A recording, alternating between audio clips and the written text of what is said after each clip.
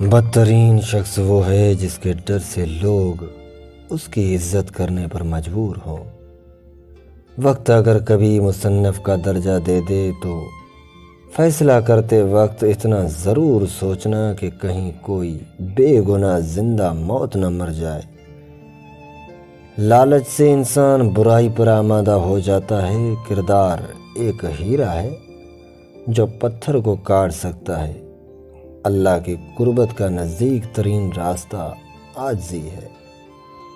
کیا فائدہ اس صورت کا جس کی سیرت اچھی نہ ہو۔ سب سے بڑی دولت عقل ہے اور سب سے بڑی مفلسی بے وقوفی ہے۔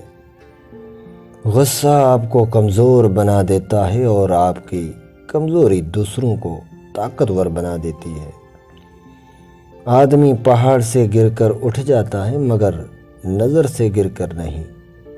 آپ لوگوں کے لیے اتنے نرم نہ بنیں کہ لوگ آپ کو نچوڑ دیں اور اتنے سخت بھی نہ بنیں کہ وہ آپ کو توڑ دیں۔ بہترین انسان وہ ہے جو دوسروں کے دل میں اتر کر اس کے دکھ کا اندازہ کر سکے۔ اچھی کتابیں بہترین دوست ہیں۔ والدین کے طرف سے محبت کی نگاہ سے دیکھنا عبادت ہے۔ عقل مند وہ ہے جو اپنی عمر کو غیر ضروری کاموں میں صرف نہ کرے۔ خود غرضی نہ کرو، جلد بدنام ہو جاؤ گے۔ کھانے پینے کی اشیاء میں ملاوٹ کرنے والا ظالم ہے۔ دنیا داروں کی دوستی معمولی بات سے ختم ہو جاتی ہے۔ زندگی میں اتنی محنت کیجیے کہ آپ کی تقدیر بھی آپ کی سوچ کی پیروی کرے۔ زمین کے اوپر عاجزی سے رہنے والا زمین کے نیچے سکون سے رہتے ہیں۔ عزت، احساس، شفقت اور پیار ایسی ادھار ہے جو آپ کو واپسی ضرور ملیں گی۔ اپنی آخرت کی فکر خود کریں۔ آج زندہ کو کوئی نہیں پوچھتا، کل مٹی کے ڈھیر کو کون پوچھے گا۔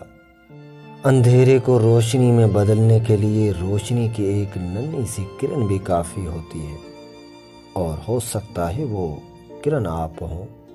دشمن کے دل کو مہربانی سے جیتیں اور دوست کا دل نیک سلوکی سے۔ مایوسی ایک دھوپ ہے جو سخت سے سخت وجود کو بھی جلا کر راکھ کر دیتی ہے۔ وہ دشمن جو بظاہر دوست ہو، اس کے دانتوں کا زخم زیادہ گہرا ہوتا ہے۔ اگرچہ معاف کر دینا ایک اچھا فعل ہے، لیکن لوگوں کو ستانے والے کے زخم پر مرہم نہ رکھیں۔